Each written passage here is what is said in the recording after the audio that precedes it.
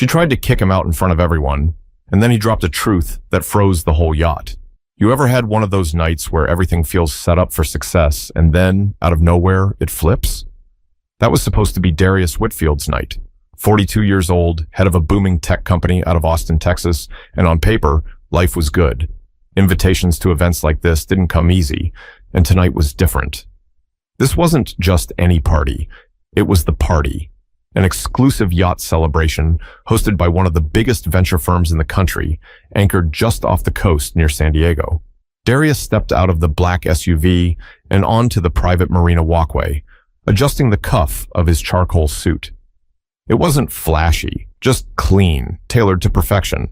He had that calm confidence that comes from years of building something out of nothing. As the salty ocean breeze brushed against his face, he glanced up at the yacht. 3 decks of pure luxury, glowing under a sky scattered with stars. Conversations floated over from the upper deck, laughter mixed with the clinking of glasses. For a second, Darius allowed himself to exhale. This was where he was supposed to be. As he handed his phone to security for the guest list check, one of the guards looked at him a little too long, scanning his face like he wasn't sure if he belonged. Darius noticed, but said nothing. He was used to looks like that. Still, the guard eventually nodded, gave a tight smile, and waved him through. Walking down the polished wooden dock, the scent of champagne and expensive perfume grew stronger. His leather loafers clicked against the deck as he boarded the yacht. A few guests already mingling on the main level looked his way. Some smiled politely, others didn't. Darius caught a glance here and there, quick, sharp, like people sizing him up. He pushed it aside and headed toward the bar for a drink. Inside, the yacht was a masterpiece. Soft white lighting washed over sleek, modern furniture. The crowd was a mix of CEOs, investors, and socialites, faces he'd seen in Forbes. Some he'd even sat across from at board tables. A string quartet played near the staircase while servers weaved through the crowd with trays of hors d'oeuvres. It was the kind of scene that looked like a magazine spread. As Darius moved through the room, a man in a navy suit gave him a quick nod, the kind that said, "You're not familiar, but you might be important." Darius returned the nod and kept walking. He wasn't here to impress anyone. He had nothing to prove. Tonight was about networking, maybe finding the right investor for his next big project. He stopped at the bar, ordered a sparkling water with lime, and leaned casually against the counter. Behind him, laughter burst from a small circle of guests near the railing. A woman in a gold sequin dress caught his eye for a moment, then looked away like he wasn't worth a second glance. Darius smiled faintly to himself. He knew the type. The bartender slid his drink over. "First time on this yacht?" he asked, curious but friendly. "Yeah," Darius replied, taking a sip. "Quite a setup." "Every year it gets bigger," the bartender said before rushing off to another order. Darius turned, letting his gaze sweep across the deck again. For a moment, everything seemed fine, just a high-end event, people enjoying themselves. But then he noticed something subtle, 2 women whispering and looking in his direction. When his eyes met theirs, they quickly turned away, pretending to laugh at something else. He didn't think much of it, but the vibe was there, unspoken, heavy in the air. He checked his watch. Still early. He decided to walk up to the second deck, maybe find someone he knew. As he climbed the curved staircase, a couple passed by him mid-conversation. The woman's eyes slid over him briefly, her lips pressed into a thin line before she turned back to her companion. Darius kept moving, telling himself not to read too much into it. But the truth? Something about the energy on that yacht didn't feel right, and he was about to find out just how wrong it could get. The second deck opened up to a sweeping view of the Pacific. The night was calm, moonlight rippling across the water like silver paint. Darius paused for a moment, letting the ocean breeze hit him. Down below, the faint sound of laughter and music mixed with the low rumble of the yacht's engine. It was the kind of night most people would call perfect. He scanned the deck for familiar faces. There were clusters of conversations happening near the glass railing, champagne glasses sparkling in hand. He recognized a couple of people from LinkedIn profiles, but no one he had personally met. Fine. He'd start simple. As he walked toward a small group near the bar, a man in a cream-colored blazer shot him a glance that lingered just a little too long. Not warm, not inviting. More like measuring him. Darius offered a polite smile anyway. The man didn't return it. Instead, he shifted slightly, blocking Darius's path without saying a word. Darius veered off, deciding not to make it awkward. He'd find someone else. But then it happened again. A woman in a black dress brushed past him, her eyes flicking toward him for less than a second before darting away, like she wasn't sure if he belonged here. He stopped near the bar on the upper deck and ordered another sparkling water. As the bartender prepared it, a man stepped up beside Darius. Mid-50s, expensive watch, tan like he lived on a golf course. He gave Darius a quick once-over and smirked. "You staff?" the man asked casually, like he was asking about the weather. Darius turned his head slowly. "Excuse me?" "Staff," the man repeated, motioning vaguely toward the bar. "Catering? Security? Something like that?" Darius didn't answer right away. He let the words hang there for a beat before replying. "No, guest." His tone was calm but clipped. The man raised his brows like he wasn't convinced, then chuckled softly and shook his head. "Oh, my mistake." He turned back to his drink, clearly not embarrassed. Darius exhaled through his nose, forcing his jaw to relax. He wasn't going to let one guy ruin his night. But then the whispers started to feel louder, or maybe he was just more aware of them now. He caught two people looking in his direction, their eyes sliding away, the second he glanced back. He pulled out his phone, pretending to check messages while scanning the deck for anyone he actually knew. Finally, he spotted someone. Anthony Kim, a venture capitalist he'd spoken to on a Zoom call months ago. Anthony was leaning against the railing with a group of people laughing at something one of them said. Darius felt a little relief and made his way over. "Anthony," Darius greeted as he approached, extending a hand. Anthony turned, his smile faltering for the briefest second before returning. "Darius, hey, didn't expect to see you here." "Yeah," Darius said with a light chuckle, ignoring that tiny hesitation. "Got the invite last week. Thought it'd be good to connect in person." Anthony shook his hand, but didn't introduce him to the group. The others barely acknowledged his presence, their eyes flicking to him and then back to Anthony like he wasn't part of the conversation. Darius stood there for a few awkward seconds, then excused himself politely. As he walked away, he could feel it. Eyes on his back, voices low and sharp like they were talking about him. He couldn't hear the words, but he didn't need to. He knew that tone. He leaned against the railing, staring out at the dark water, letting the cool wind clear his head.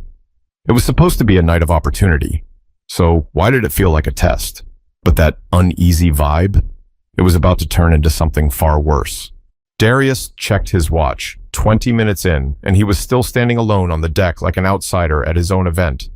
He reminded himself why he was here, to make connections, to open doors for the next phase of his company. The vibe wasn't great, but he wasn't about to leave over a few awkward glances and a clueless guy with a golf tan. He finished his drink and headed back toward the staircase. Maybe the lower deck would be better. He'd catch the host, shake hands, get it over with. Halfway down, he noticed her, the hostess. Slim figure, sleek ponytail, white silk jumpsuit that screamed authority without saying a word. She was scanning the crowd, her sharp eyes landing on every detail like she owned every inch of this yacht. Which, technically, she did. Her name was Brooke Spencer, big in event planning, especially for high net worth circles. Darius had seen her name on the email invite. He was about to keep moving when her gaze locked on him. Not casual, not curious. It was the kind of look you give when something feels off. Her steps were quick, heels tapping like a metronome against the polished floor as she closed the distance between them. "Excuse me," she said, her voice crisp, not warm. Darius turned, calm expression in place. "Yes?" She stopped just a foot away, arms crossed lightly but firm enough to say she was in charge. "Can I help you with something?" Darius blinked, slightly thrown. "No, I'm good, just looking for the host." Her eyes narrowed, scanning him from head to toe like he'd just confessed to sneaking on board. "The host?" "Yeah." He gave her an easy smile. "Got an invite. Thought I'd say hello." She tilted her head, lips curling into something that wasn't quite a smile. "An invite?" "That's right," Darius said evenly. She didn't move, didn't blink, just stared like she was giving him one last chance to admit he didn't belong. Then she said, "Look, I don't know who let you on here, but this area is for guests only." Darius kept his cool. "I am a guest." Her brows shot up like she didn't believe a word. "Really?" She took a small step closer, lowering her voice just enough so it carried a sharp edge. Listen, this is a private event. If you're working with catering or security, that's fine, but you can't just hang around like this. People are starting to notice. Something in Darius snapped, just a flicker, but he held it down. I'm not working with anyone. I was invited. Brooke crossed her arms tighter, like his calm response annoyed her even more. By who? By the people who sent out the invites, Darius said, his voice firm now. Check your list. That hit her like a challenge. Her jaw clenched. What's your name? Darius Whitfield. She pulled out her phone, thumbs flying across the screen. A beat later, she looked up, her eyes scanning him again like she still wasn't convinced. And you're saying you were invited? That's exactly what I'm saying, Darius replied, his tone steady but sharp enough to cut through her doubt. Behind her, a few guests had turned to watch. Whispers rippled through the air, soft but pointed. A man in a gray suit chuckled under his breath, like he already had the ending to this little drama written in his head. Brooke noticed the eyes too, and instead of backing down, she doubled down. Look, she said, voice louder now. I don't want to make this a scene, but if you don't have the right credentials, I'm going to have to ask you to leave. Now. Darius stared at her for a long second. He could feel the heat rising, not from anger, but from the humiliation pressing in from all sides. The people watching, the whispers, the unspoken assumptions dripping from every glance. His hand curled around the glass in his hand, then released. He wasn't going to lose it. Not here, not in front of them. I'm telling you, he said slowly, I belong here. She smirked, like that was the funniest thing she'd heard all night. And that's when the first phone camera came up, red light blinking. Because this wasn't just a misunderstanding anymore, it was turning into a spectacle. The shift happened fast. 1 second, it was just Darius and Brooke standing a few feet apart. The next, half the deck seemed tuned in, pretending not to watch while leaning just enough to catch every word. That little red light from someone's phone camera blinked like a warning signal in the corner of his vision. Brooke, noticing the attention, straightened her posture. Her voice carried now, pitched just enough to sound authoritative to the crowd. Sir, you need to tell me who gave you permission to be here. If you can't, I'm going to have security escort you off this yacht. The words landed heavy, like a punch that wasn't physical, but hit just the same. Escort you off, in front of all these people? People who already looked at him like he didn't belong? Darius felt every eye burning into his back. He inhaled, slow and steady. You don't have to do all that, he said, his tone controlled. I told you, I have an invitation. If you check your list. Brooke cut him off with a small laugh, sharp as glass. You think I don't know who's on my guest list? She glanced at the crowd, making sure they heard that. Believe me, I would remember your name. That did it.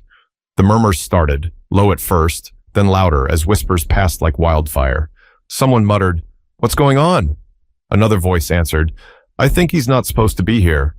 The man in the gray suit from earlier chuckled again, shaking his head like this was premium entertainment. He wasn't even hiding it now. Darius could feel the heat crawling up his neck. He hated this feeling, the weight of being reduced, of being doubted. And the worst part? This wasn't new. Different setting, same script. Ma'am, he said evenly, I'm not trying to cause a problem, but you're making a mistake. Oh, I'm making a mistake? Brooke stepped closer, one manicured finger pointing at his chest, careful not to touch him, but close enough to sting. You walk onto my event, dressed like that, no badge, no credentials, and you expect me to just take your word for it? Not happening. That line, dressed like that, hit him harder than he expected. He was in a tailored suit that cost more than most people's rent. Yet somehow, in her eyes, he still didn't measure up. He could hear phones clicking now. A woman near the railing whispered, "Is he staff or something?" Another guy said, "Nah, security probably missed him." Darius clenched his jaw. He'd played calm long enough. First of all, he said, his voice carrying more weight now, don't talk to me like I'm some random who wandered in off the street. You want credentials? Fine. Call whoever you need to call, but stop trying to embarrass me in front of your guests. That earned him a small gasp from someone in the back, like they weren't expecting him to push back. Brooke, though? She just laughed again, louder this time, performing for the audience. Oh, wow. You know what? I don't have time for this. She waved her hand toward the staircase. Security! And that's when the guard from earlier, the same one who checked his name, started walking over. Big guy, built like a linebacker, expression blank. Darius felt something harden inside him. Enough was enough. Before Brooke could open her mouth again, he spoke, his voice cutting through the chatter like a blade. You really don't know who I am, do you? The deck went silent. Even the music downstairs seemed to dim for a second. Brooke froze mid-step, her smugness faltering for just a blink. Excuse me? She said, her voice losing that edge for the first time. Darius turned slightly so his voice carried, not shouting, just firm, like a man who had nothing left to prove. My name, he said slowly, is Darius Whitfield, CEO of Whitfield Dynamics, the company that just signed a $50 million contract with your main sponsor. The silence that followed wasn't quiet. It was heavy, thick, like the air itself had weight. The laughter stopped. The whispers died. Every eye that had looked at him like he didn't belong was now locked on him with something else. Shock, recognition, and maybe a little fear. Brooke blinked, her lips parting, but no sound came out. For the first time all night, she looked unsure, and then just like that, the panic set in. The weight of Darius's words sank in like an anchor. Conversation stopped cold. Every glass clink, every polite laugh vanished into the night air, leaving only the hum of the yacht's engines and the quiet rhythm of the waves against the hull. Brooke's face went pale. Her confidence, the smug, icy control she had just moments ago, crumbled in an instant. Her mouth opened as if to speak, but nothing came out. She swallowed hard, eyes darting to the guests, who were now whispering furiously among themselves. Whitfield Dynamics. A man murmured from the side, his tone low, but carrying enough to be heard. Heads turned. Someone else whispered, That's the AI firm, right? The one in every tech journal? Another voice chimed in. They're killing it in predictive systems. Top 5 in the country. And then the real kicker. Wait, didn't they just land that insane contract with Alton Ventures? Alton Ventures. The name floated above the crowd like an invisible spotlight, because everyone here knew what that meant. The yacht they were standing on, the extravagant 3-tier party boat, was funded and hosted by Alton Ventures. The event wasn't just for show, it was their annual investor gala. The firm, whose logo was plastered across every cocktail napkin and champagne flute, had just inked a deal with Darius's company. That wasn't a small detail. That was the detail. Brooke knew it too.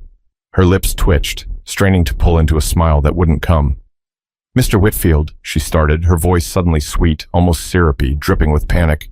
I think there's been a misunderstanding. Darius didn't move, didn't break eye contact. His calm was surgical now. You think? The security guard stopped mid-step, uncertainty flashing in his eyes. He looked between Brooke and Darius like he'd just walked into the wrong room during a live broadcast. Brooke laughed nervously, a hollow sound that didn't reach her eyes. Oh my gosh, this is so embarrassing. I thought someone mentioned... What did they mention? Darius cut in, his tone sharp enough to make a few people flinch. She hesitated, biting her lip. The truth was sitting in her throat like a stone, heavy and choking, but she couldn't say it. Not here, not with a dozen cameras now aimed at her. Anthony, the VC Darius had greeted earlier, finally stepped forward, his voice low and diplomatic. Brooke, maybe check the list again. I'm sure Mr. Whitfield is... Don't bother, Darius said, his voice steady.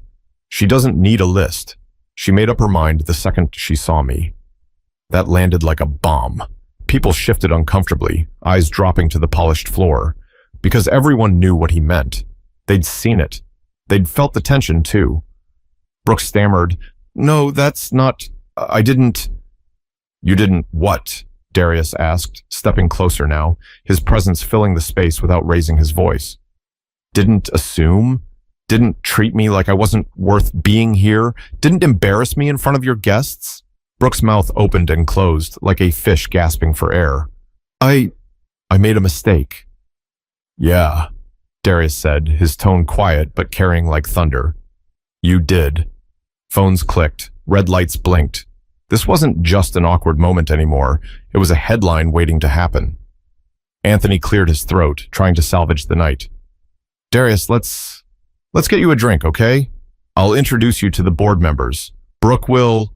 Darius held up a hand, silencing him without even looking his way. I'm good, he said, his eyes still locked on Brooke. But you're going to remember this. The tension was a living thing now, crawling through every corner of the deck. Brooke nodded quickly, her smile brittle, sweat beading at her hairline. Of course. Of course. Then, in the back, someone clapped, slow, sarcastic. A man in a gray suit, the same one who'd smirked earlier, now looked amused beyond belief. Well, he said, loud enough for everyone to hear, that was dramatic. A ripple of nervous laughter followed, weak and awkward, like people didn't know whether to laugh or run. Darius turned to him, eyes cold but calm. You think this is a joke? Graysuit shrugged, lifting his glass. Just saying, welcome to high society. We like to keep things interesting. Darius didn't answer. He didn't need to. His silence was louder than any comeback. But this wasn't over. The real fallout was just beginning, and Brooke? She was about to learn what consequences taste like. The party didn't recover after that. You could feel it. The shift. Conversations turned stiff, forced, like air leaking out of a balloon no one wanted to admit was deflating. The music kept playing downstairs, but it sounded hollow now, like background noise for a scene gone wrong. Brooke stood frozen for a few beats too long before she finally snapped into damage control mode. She plastered on a smile so tight it looked painful and stepped toward Darius, her tone suddenly drenched in fake sweetness. Mr. Whitfield, I truly apologize, she stammered, her voice almost trembling. I should have recognized your name immediately. Please, let me make this right. We can... Darius didn't move, didn't blink. His stillness was louder than any outburst. When he finally spoke, his voice was calm, but that calm was the kind that made people lean in because they knew it carried weight. Make it right? He repeated. How do you make something like this right, Brooke? Her eyes darted around, searching for an ally in the crowd, but no one stepped in. They were all watching, silent, waiting to see how this played out. I didn't mean to offend you, she said weakly, her fingers twisting together. This isn't who I am.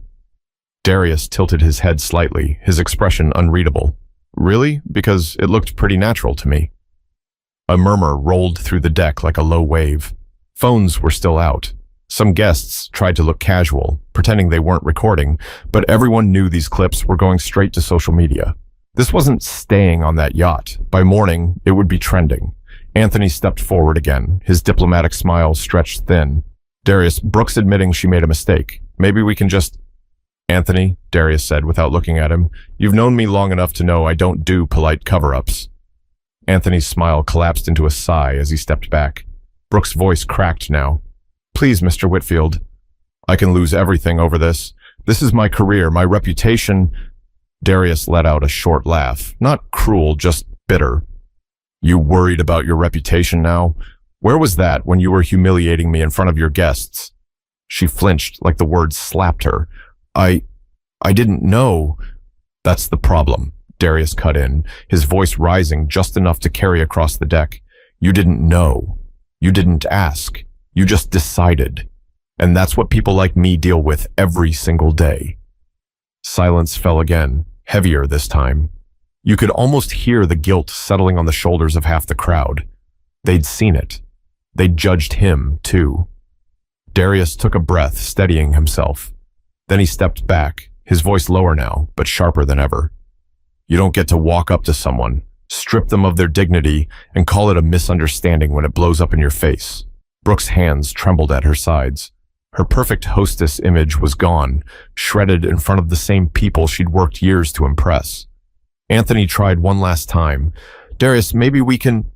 No, Darius said simply. I'm done here. He turned and started walking toward the staircase. Heads swiveled, following his every move. No one stopped him. No one dared. As he reached the railing, he paused and glanced back, not at Brooke, not at Anthony, but at everyone. His eyes swept the crowd like a mirror, forcing them to see themselves. You all talk about leadership, innovation, vision, he said slowly. But tonight, I saw the same old thing. Judgment before truth. Assumptions before facts. If this is what high society looks like, you can keep it. With that, he walked down the stairs, his steps echoing against the polished wood. The cameras followed him until he disappeared below deck. Brooks stood frozen, her face a mask of panic and humiliation. Around her, the whispers started again. Not about Darius now, but about her. Someone muttered, "She's finished." Another guest shook their head, saying, "That video's going viral." And they were right. By tomorrow, Brooks Spencer wasn't going to be known for throwing flawless yacht parties. She was going to be known as the hostess who tried to throw out the wrong man, the man her client had just invested millions in. But for Darius, this wasn't about going viral. It was about something bigger, a truth he'd been living with for years. And tonight, the world was finally going to hear it. The main deck felt heavier with every step Darius took toward the exit. The glow of the yacht lights blurred against the water as the noise behind him faded into hushed whispers. He passed the bartender, who gave him a look that wasn't pity, wasn't judgment, just quiet understanding. Darius nodded once and kept moving.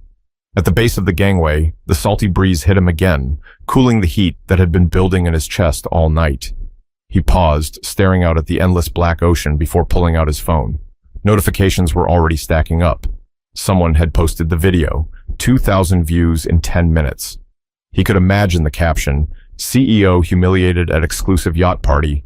Then this happened. He sighed. It wasn't the attention he wanted, but maybe it was the attention the world needed. "Mr. Whitfield," a voice called from behind him. He turned slowly. It was Anthony, jogging down the steps, slightly out of breath. "Listen," Anthony said, hands up like he was approaching a ticking bomb. "That was rough. Brooks finished after this, but if you stay, we can still turn this around. I'll introduce you to the board. We'll smooth it over." Darius shook his head. "Anthony, you don't get it." "Then help me get it," Anthony pleaded. "You know how these circles work. One headline like this and everyone spins it their own way."